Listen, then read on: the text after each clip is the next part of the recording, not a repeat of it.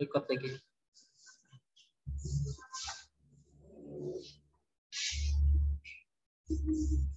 Kemudian ini ya, struktur dan kebahasaan pidato persuasif. Untuk strukturnya ini dia. Kalau di buku kalian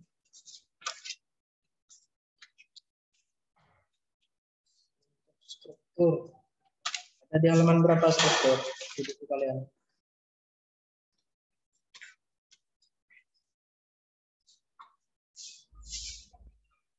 Ada di bagian C, itu lihat tuh C.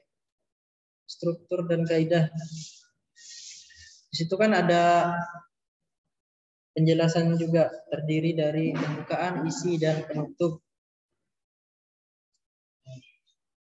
Itu ya, ada juga penjelasannya di situ. Untuk di PowerPoint ini, kalau cek suara saya aman ya? Aman, Ustaz. Ya, dilihat di sini nih. Pembuka terdiri atas salam pembuka, sapaan, ucapan syukur, atau ucapan terima kasih dan tujuan dari pidato itu. Kemudian untuk isi pidato memaparkan permasalahan atau materi yang akan disampaikan. Itu isinya ya. Ada permasalahan atau ada sesuatu yang ingin disampaikan. Isi. Diuraikan secara terperinci di dalam pidato tersebut. Kemudian untuk penutupnya lagi. Penutup merupakan bagian akhir pidato. Penutup terdiri atas kesimpulan dari pidato, ucapan terima kasih, dan kata seruan biasanya. Kata seru itu menyeru, mengajak, ayo, mari. Biasanya seperti itu ya. Untuk di penutup. Dan permohonan maaf, salam penutup. Untuk struktur ini mudah aja kok, mudah diingat. Kemudian kita masuk ke konjungsi. Konjungsi. Untuk konjungsi, ini ya pengertian konjungsi atau kata penghubung ya. Kata yang digunakan untuk menghubungkan satu unsur dengan unsur lain. Unsur itu baik itu berupa kata maupun berupa kalimat, bahkan berupa paragraf biasanya. Kata penghubung itu ya. Konjungsi disebut juga kata penghubung itu. Ingat, konjungsi itu kata penghubung. Macam-macamnya lagi nih. Nih untuk macam-macam konjungsi. Ada koordinatif, ada subordinatif sih, subordinatif ya. Subordinatif dan korelatif, kemudian antar kalimat. Nah, ini antar kalimat. Kita buka di sini ya. Karena saya sudah scan barcode-nya tadi. Itu ada barcode di situ. Saya sudah scan. Yang mau saya sampaikan. Ini dia. Ada sini ya. Bisa kalian lihat. Untuk macam-macam konjungsi ada 4 tadi ya. Untuk konjungsi koordinatif adalah konjungsi yang menghubungkan dua unsur atau lebih yang berkedudukan sama. Nah, ingat, menghubungkan dua unsur atau lebih yang kedudukannya sama atau setara. Contohnya, nih contoh konjungsi dan, atau, serta, tetapi, dan sedangkan. Ya. Kita kasih satu contoh deh. Ini konjungsi koordinatif dan, salah satunya presiden dan wakil presiden. Nah, itu ada kesetaraan di situ. Meskipun mereka memiliki jabatan yang berbeda, tapi mereka setara gitu ya. Misalkan Fadel dan Habsi, nah, itu kan setara siswa di situ. Kalau presiden dan wakilnya tadi itu setaranya adalah pemimpin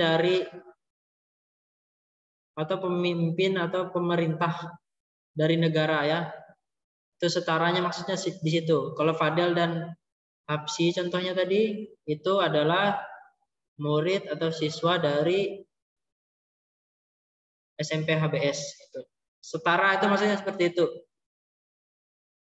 Kemudian untuk koordinatif ya, 10 menit lagi nih. Dan mudah-mudahan cukup habis materi kita bab 2. Cepat sekali. Karena UTS kita memang dipercepat, makanya saya keteteran nih menyampaikannya. Kemudian untuk konjungsi subordinatif ya. Oh, untuk penjelasan yang lain nggak ada ya.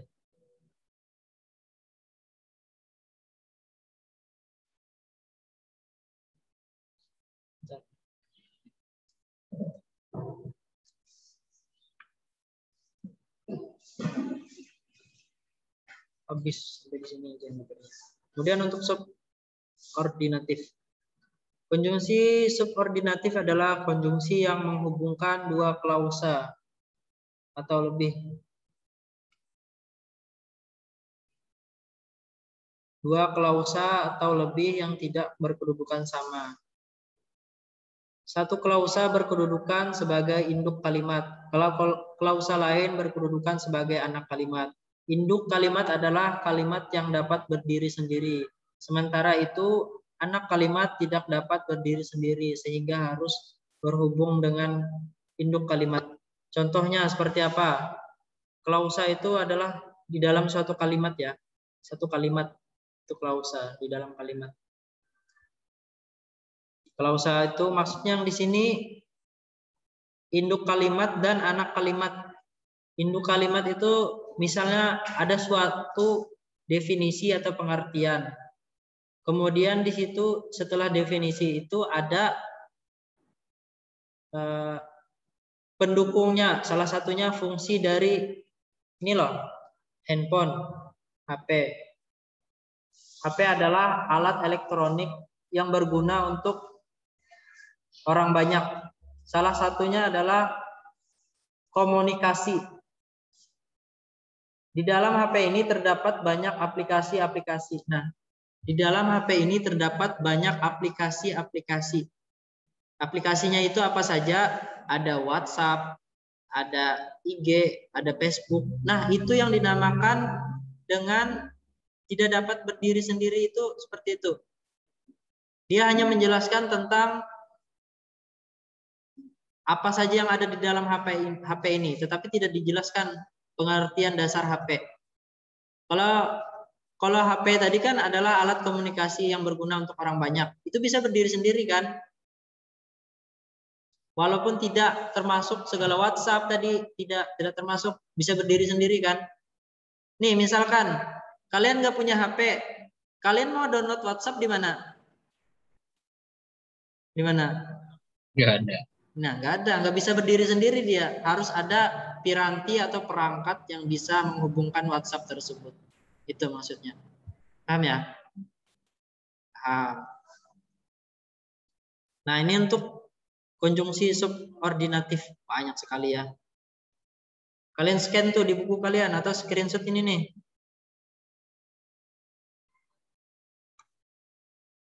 Screenshot boleh. Susah sekali ini, nggak bisa dikontrol A lagi. Nih, contohnya. Salah satunya di sini ya. Ini untuk waktu, untuk syarat. Banyak untuk pengandaian salah, untuk tujuan, untuk konsesif. Banyak ya. Boleh di screenshot bagi yang nggak punya, atau di scan tuh bisa di download kalau tidak salah ini. Nggak bisa ternyata. Biasanya itu ada di bagian sebelah sini loh. Ada gambar di sebelah kanan sini, ada gambar apa tuh namanya, aplikasi Google Drive. Biasanya ada di sini, ini nggak ada, kenapa nih? Di salinannya aja, Ustaz. Oh, ini dia ada nih. Kok lepas nih? Nah, ini dia. Klik di situ. Samping sini ada panah.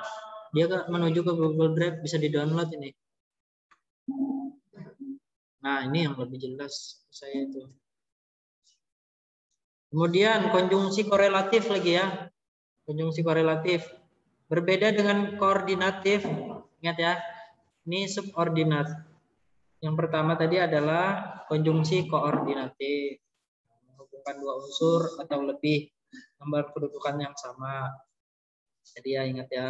Kemudian subordinatif itu adalah klausa. Klausa itu terdiri dari beberapa kata, dua atau lebih kata.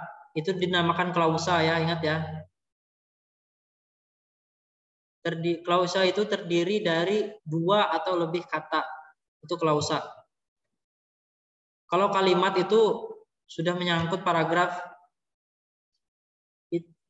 ini gini, ada susunannya sebenarnya. Sebenarnya ini ilmu kalian masih belum sampai.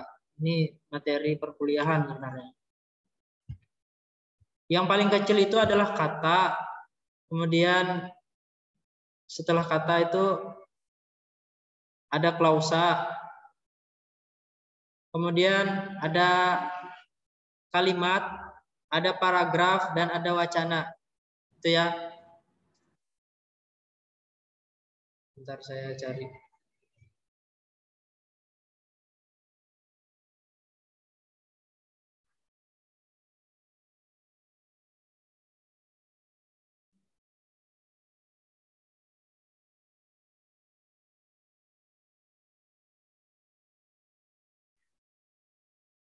Ini untuk kelas 12 ini mulai.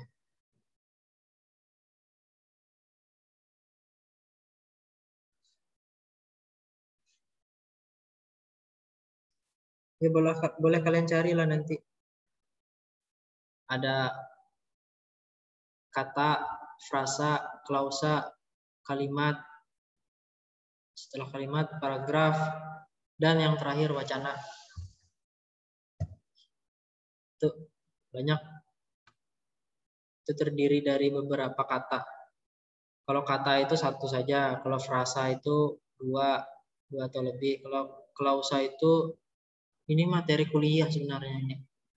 Gak usah pelajari itu deh kalian. Gak bakalan keluar juga. Gak usah pelajari ya, nanti aja kalau kalian mau kuliah.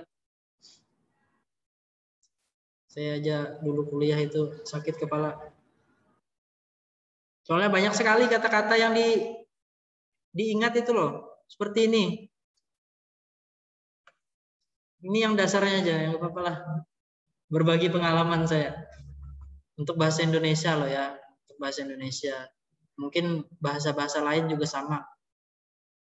Itu untuk bahasa. Pasti ada titik yang susah di dalam pembelajaran itu. Pasti ada. Nah, untuk korelatif lagi deh. Kita lanjutin. 2 menit lagi ternyata ya. Lanjut ya. Berbeda dengan konjungsi koordinatif. Konjungsi korelatif terdiri dari 2 pasang kata. Baik titik-titik maupun. Ini ada sambungannya lagi ya. Tidak hanya ini misalnya. Ini di titik-titik ini loh. Kelihatan nggak sih kalian nih? Nih, kelihatan ya? Nih. Ini bisa dimasukin nih di dalam sini. Ini bisa dimasukin nih. Baik bisa dikatakan ini, bisa dimasukkan ini atau bendanya. Misalnya nih, baik apa ya? Baik pohon ini maupun pohon ini misalnya. Ini masalah pohon sih sebenarnya. Itu ya, terdiri atas 2 pasang kata. Untuk kata penghubung korelatif ini, 2 pasang kata, diingat. Entah begini, entah begitu katanya. Di sini entah, lihat entah nih yang saya tandain nih. Entah begini, entah begitu. Itu ya. Jangankan seperti ini. Seperti itu pun tidak bisa dilakukan. Nah, ini dia. Salah satunya nih, korelatif. Diingat. Siapa tahu keluar nanti UTS. Siapa tahu. Kemudian konjungsi antar kalimat. Nah, ini antar kalimat nih. Konjungsi antar kalimat adalah konjungsi yang menghubungkan kalimat dengan kalimat. Nah, kalimat dengan kalimat. Terletak di awal kalimat. Nih. Terletak di awal kalimat. Konjungsi tersebut diakhiri tanda koma untuk memisahkan kalimat yang menyertai. Tanda koma untuk memisahkan kalimatnya ya. Konjungsi antara kalimat terdiri atas beberapa bagian. Berikut. Untuk konjungsi antar kalimat pertentangan. Akan tetapi, koma, pasti ada komanya. Akan tetapi, koma, ada kan biasanya. Namun, koma biasanya. Biarpun demikian, pasti ada komanya. Sekalipun demikian, koma. Nah, ini untuk pertentangannya, menentang dari kalimat tersebut. Kemudian antar kalimat waktu. Nah, kemudian sesudah itu, ingat masih ini catat aja screenshot biar cepat screenshot. Dan yang lain dan lain sebagainya. Udah lewat ternyata. Ini sudah di sini ya. Setelah ini kita percepat aja deh biar cepat selesai. Ini untuk kalimat persuasif. Share screen dulu.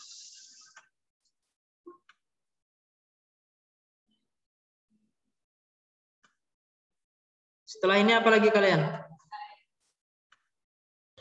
Tahfiz. Bentar lagi ya, sebentar aja. Kalimat persuasif adalah kalimat yang berisi ajakan dan bertujuan untuk memengaruhi pembaca. Sama seperti pengertian pidato persuasif tadi ya, cuman ini kalimatnya. Sesuai dengan kehendak penulis atau pembicara. Ini untuk kalimatnya. Kalimat yang berisi ajakan. Dibedakan ya, kalau dia ditanyakan kalimat persuasif, kalau dia ditanyakan pengertian pidato persuasif itu harus dibedakan. Kalau kalimat ya kalimatnya. Kalau pidato persuasif ya pidatonya. Itu ya. Nah, untuk ciri-ciri kalimatnya, bertujuan untuk membujuk, mengajak, dan memengaruhi. Hampir sama tadi ya. Bukan hampir sama lagi, memang sama. Biasanya menggunakan kata ayo, mari. Nah, sudah saya sampaikan juga tadi ya. Ayo, mari. Biar orang itu bergerak melakukan sesuatu yang disuruh pembicara tadi ya. Kata-kata yang bersifat mengajak lainnya. Kata-kata yang lain lah bersifat mengajak. Biasanya menggunakan tanda seru. Nah, tanda seru itu untuk apa? Di akhir kalimat. Untuk menyerukan. Biasanya tanda seru itu bisa melakukan merdeka katanya biasanya. Atau semangat. Nah, dia menyerukan bahwa itu ada sesuatu yang dipertegas di situ. Maksudnya seperti itu ya. Lanjut. Penyusunan pidato persuasif. Ini yang terakhir nih. Langkah-langkahnya, langkah-langkah menyusun. Boleh di screenshot. Menentukan tema atau pokok pidato. Tentukan dulu. Kemudian mendaftar pokok-pokok pidato yang akan disampaikan. Ingat ya pokok-pokoknya tadi. Harus disampaikan. Mie ayam, mie-nya dulu. Mie itu terbuat dari apa? Nah, itu disampaikan. Itu maksudnya. Kemudian telur. Telur terbuat dari apa? Gitu ya. Itu contoh aja sih, bukan dijelaskan gitu. Kemudian ada di situ misalnya ada minyak apa yang digunakan dalam mie ayam. Itu ya maksudnya. Misalnya itu dalam mie ayam aja loh. Contoh sederhana saja yang saya sampaikan. Kemudian menentukan tujuan pidato.